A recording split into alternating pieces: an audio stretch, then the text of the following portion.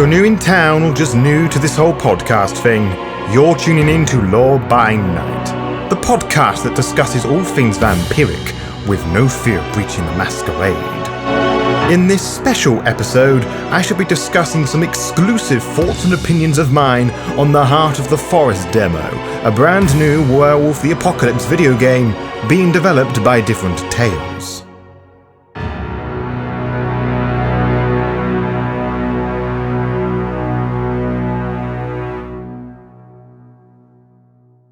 Those who are active members of the World of Darkness community would know that there is a staggering array of Vampire the Masquerade video games arriving throughout 2020, but you may not know of the two Werewolf the Apocalypse games on the horizon, the games in question being Earthblood and, the focus on this Lore by Night special episode, Heart of the Forest, developed by Different Tales and will be published by Walkabout Games, with a planned release on the fourth quarter of 2020 at the time of recording. Now, as you may have gathered, the developers have very kindly allowed me to get my Nosferatu claws over it to see what it is like before anyone else. I was asked to give them my feedback on what I like and don't like, and now I get to share those thoughts and opinions with you. Huzzah! In addition, I am allowed to give you a sneak peek at some uninterrupted footage, which I will do at the end of the YouTube version of this preview, so stick around family to the very end. But before I carry on, I should admit that I know next to nothing about Werewolf the Apocalypse before playing the demo, and I still don't. I knew the terms Gaia, Worm, Galu, and Rage, but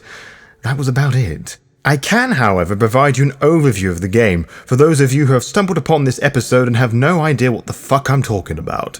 Werewolves, as you may know, are mythical creatures. They are mortal humans that are able to shapeshift into wolf-like beasts. In the earliest of the mythos, wolf men were believed to be sorcerers using devilish magic to transform themselves into animals. This legend would evolve into the modern myth where it is more like a disease, which is called lycanthropy, that is spread via werewolf bites. Upon the full moon, the transformation would take place, and the only way to kill a werewolf is to use silver bullets or blades. Werewolf the Apocalypse disregards a lot of this. Werewolf the Apocalypse is a tabletop RPG role-playing game that was first released in 1992 by White Wolf Publishing, a year after Vampire the Masquerade. The player becomes a Garu, commonly referred to as a werewolf, whose transformations are not dictated by the phanes of the moon as far as I'm aware. The game takes place in a fictional version of our Earth, a secret world where werewolves, vampires, and other legendary creatures of the night secretly live beside humans. Werewolves hate vampires and vice versa, but the werewolves hate vampires for they are said to be filled with an unredeemable taint called the Worm, and, therefore, must be destroyed. Werewolf the Apocalypse and Vampire the Masquerade are both parts of the World of Darkness universe, which is a dark reflection of our world filled with corruption where they fight a two-front war. The werewolves, they're the ones who fight the two-front war. One against the spiritual desolation of urban civilization, and one against supernatural forces of corruption that seek to bring about the apocalypse. Some heavy stuff when you really think about it for a moment.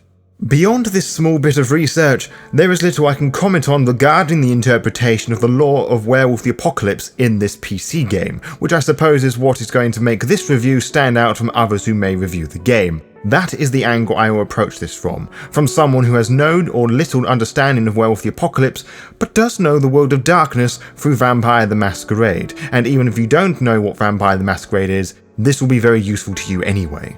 Heart of the Forest is a visual novel where you assume the role of Mia, a woman in her 20s from the United States of America, who is searching for clues about her family in the last primeval forest of Central Europe, the Białowieża forest, also known as the Puczeska or Puczeska Białowieża, which is located in Poland, so forgive my offensive botching of the pronunciations as you so beautifully heard. It is an actual forest, and I suggest you go look into it, for I found some interesting things when I researched this later on that I shan't spoil for you.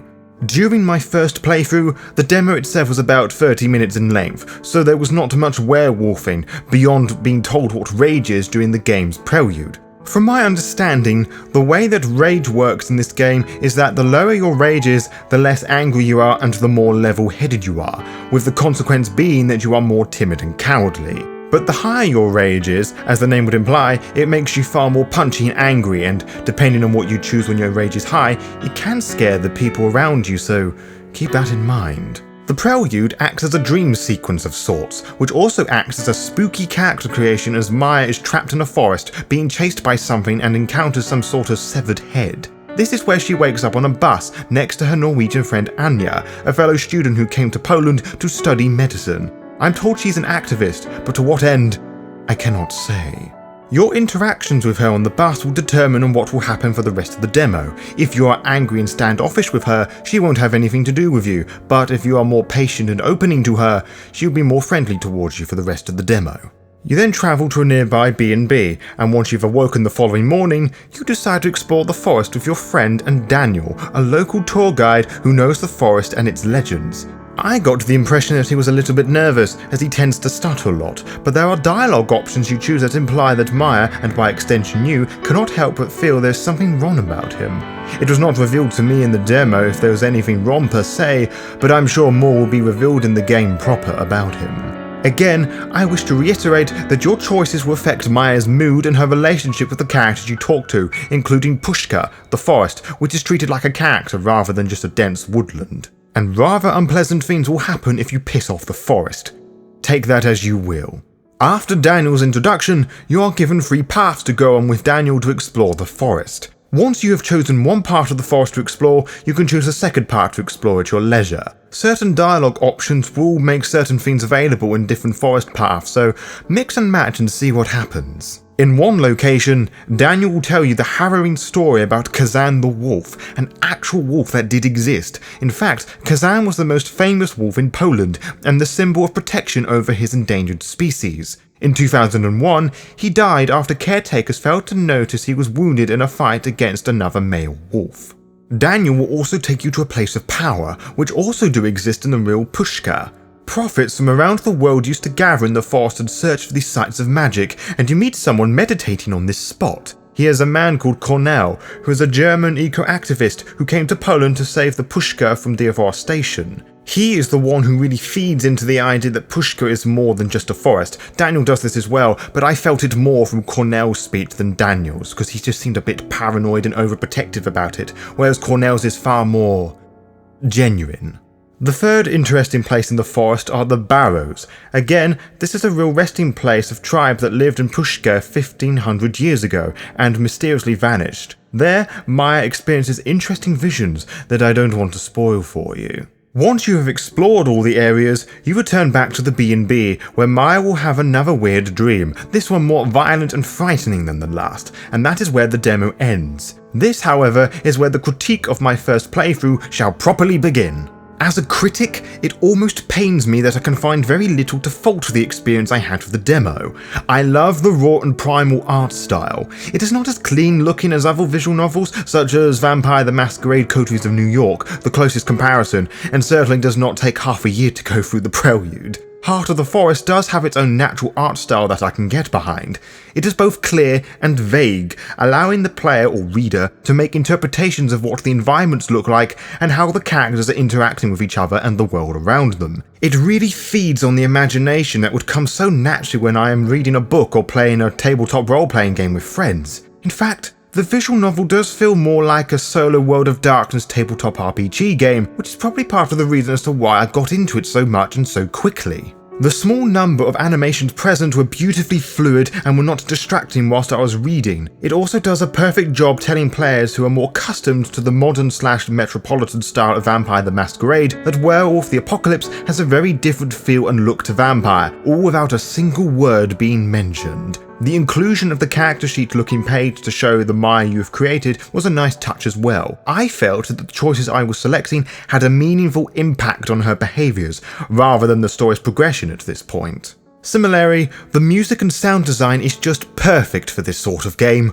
From the sound of the blowing winds, the bus rumbling along the road, or the swarm of flies that attacked my left headphone speaker, I really felt a part of the world the team had created, which has clearly received a lot of love and dedication with regards of crafting and research. I especially like a section towards the beginning of the demo where there were some small dogs barking, each one in a different place in the stereo field, i.e. where they were in my left or right headphone or somewhere in the middle. The actual volume mix of these barks, combined with their placements on the stereo field, made me think on more than one occasion they were my actual dogs annoying the neighbours. It is a very natural sounding soundscape, and I really appreciate the time and commitment to immersing the player with sound. I can't say the same sort of things regards to the music. It could have easily been a more constant in-your-face sort of affair, but it's appropriately understated, with just instruments coming and going with the flow of the narrative, working with it rather than against it, just like any good soundtrack should. The most appealing thing for me, however, was the writing, which I can say is beautifully written.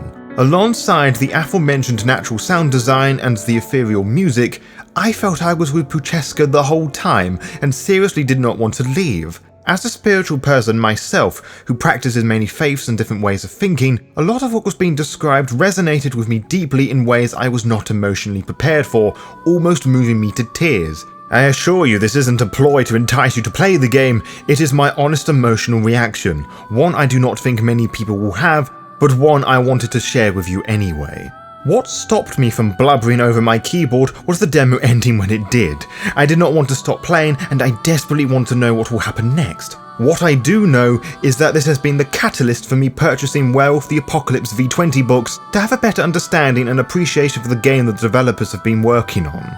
My one complaint, however, does lie with the formatting of the text. Occasionally, some of the sentences of each paragraph overlap each other, which doesn't make it impossible to read, but on more than one occasion, a little bit difficult. It spoils the clean look of the text, and it would become a minefield for those who are visually impaired to read, or those who have dyslexia, or God forbid, both. Besides that, the formatting is fine, menus are easy to navigate, and the tutorials are super easy to digest and understand. I know how to use willpower, and I have a goodish idea what rage is. However, the thing to do with the text formatting is an issue that I'm told the developers are working on, or may well have adjusted by the time you listen to the preview review, depending on when you listen to this. Now, if you are listening to this on a platform that isn't YouTube, this is where the review ends. If you are on YouTube, you will now see the first 8 minutes of gameplay after the tutorial, with all the music and sound design as intended. If you're not listening to this on YouTube, I would suggest finding this review on the Lore by Night YouTube channel to get the full experience of this special Lore by Night podcast episode. I also hope you enjoyed as much as I have done, and perhaps consider supporting the developers when the game releases later this year. To be kept updated, follow the Lore by Night VTM Twitter and Instagram pages to find out when we will upload each episode. You can also find out by subscribing to the YouTube channel and clicking on the little bell, as you'll be immediately notified when the latest episode is live. Until next time, farewell.